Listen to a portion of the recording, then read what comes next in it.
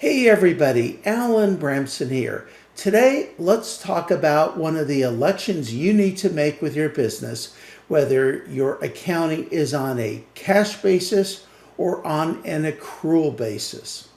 As always, if you need any help in terms of any of the subjects that we discuss, or you need help with your bookkeeping or something else, please feel free to click in the link below this video and set up a free game plan session with me on Zoom. Now, what's the difference between the two different bases of accounting, the accrual method or the cash method?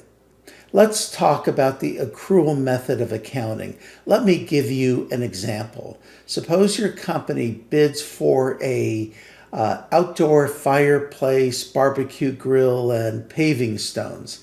Let's say the total bid was $20,000 and the cost to produce that was $10,000, okay?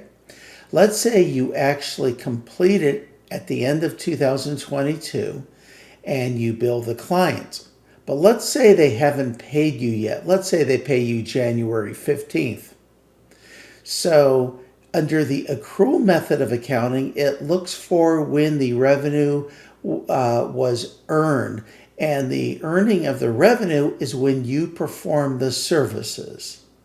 So under the accrual basis of accounting, you would recognize in the financial statements $20,000 as revenue.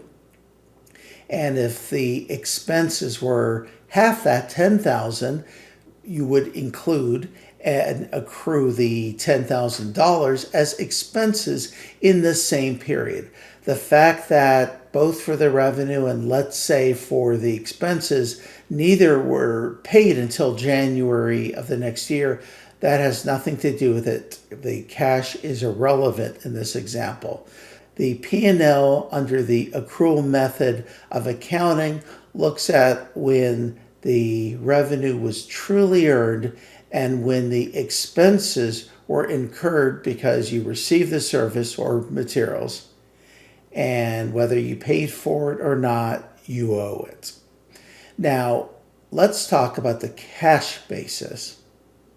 Now, the cash basis of accounting looks only at the cash. So in this example, in December, it would show zero revenue and zero expenses because you didn't pay for it. True, you agreed to the deal, you completed the deal, you even billed them in the month of December. But that doesn't mean anything in terms of the cash basis of accounting. Cash basis, you recognize revenue when the cash is received, and you recognize expenses when the expenses are paid. Well, why would you choose one versus the other? Well, the cash basis will be a little bit easier, a little bit less tracking. When cash is received, it's received. When it's paid. So there's something to be said for that. It's easier for owners if they're actually doing the bookkeeping. It may make it marginally easier. You can see the cash in hand a little bit better. Tax preparers are fine with it as well because in tax, it's cash basis, it's not an accrual basis. And sometimes some bookkeepers may find it easier too. So there are different proponents of why you might want to use the cash method. The disadvantage of the cash method, though, is somewhat significant. One of the most important things, and you'll hear me go on and on about this in my different videos, is the purpose of the financials isn't for your tax preparer, for your bookkeeper. It's for the owner to understand the business. It's to give the information so you know exactly where you are, what areas are problem areas, what areas you're successful in and might want to, let's say, push further. But the bottom line is your financials are crucial and you need financials to give you the best snapshot of what's really happening. And what's really happening is, in the example I gave before, is that you really did have December business. You really did incur the expenses for labor and materials in December. Yes, you may not have been paid for a month until January, but still, it almost can deceive you by looking at the financials in the cash basis, because it will create different anomalies, and it won't be giving you the best information you really need.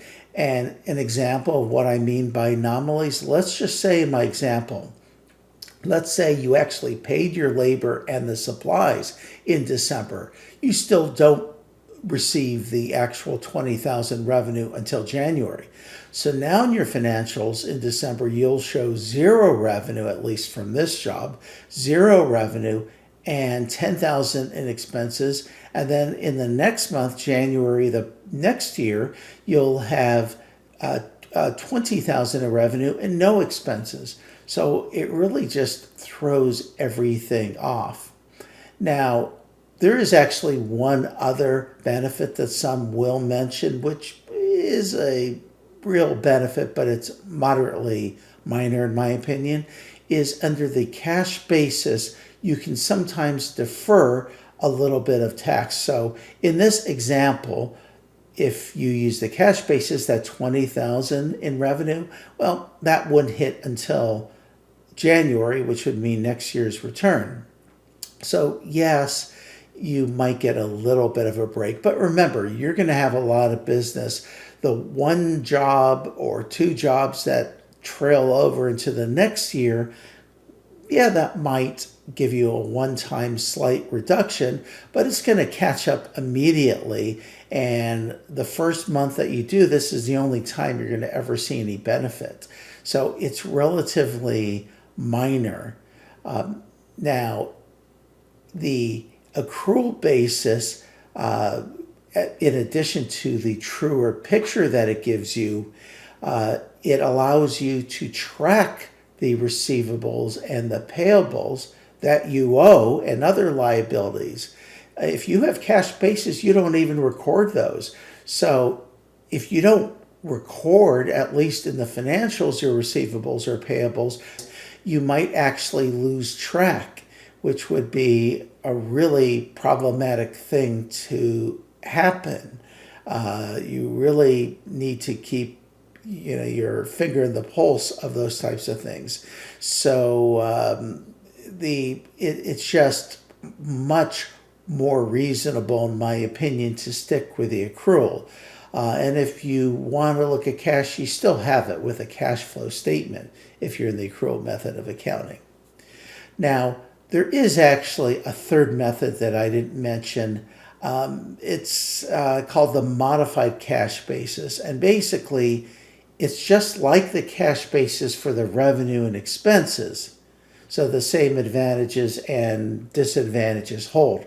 The only difference there is if you have a longer term asset, let's say you buy a truck, or if you have long-term debts, that you treat like you would in an accrual books. You actually create the asset and then you'll depreciate it over a number of years.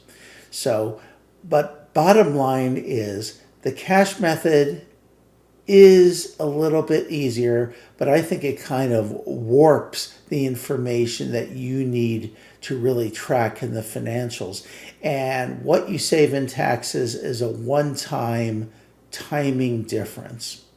Now, there is a form that you file to change your election. So if in theory you wanted to go from accrual to cash, or more likely from cash to accrual, it's the IRS 3115 form.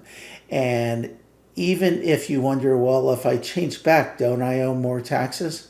Well, you can even elect to split the additional amount up, the amount that you had as an advantage the first time you did this, and you can divide it into a 4-year recapture. So it's not going to really make much of a difference anyway. So bottom line is my recommendation, unless you're a really small company like a contractor that has a few jobs and very simple expense setup and financial arrangements, I would say you really want to stick, if you can, to the accrual method. A little bit more complicated, but for your accountant, that's mostly what we do anyway, and you'll be looking at more meaningful information anyway. Okay, I hope this makes sense. If you have any questions regarding it, or as usual, if you'd like our help in terms of bookkeeping, accounts payable, payroll, cash flow forecasting, budgeting, what have you, we would love to help you.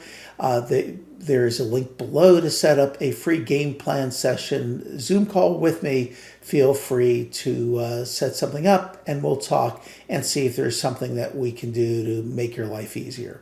My name is Alan Bramson, and we'll talk next time. Take care.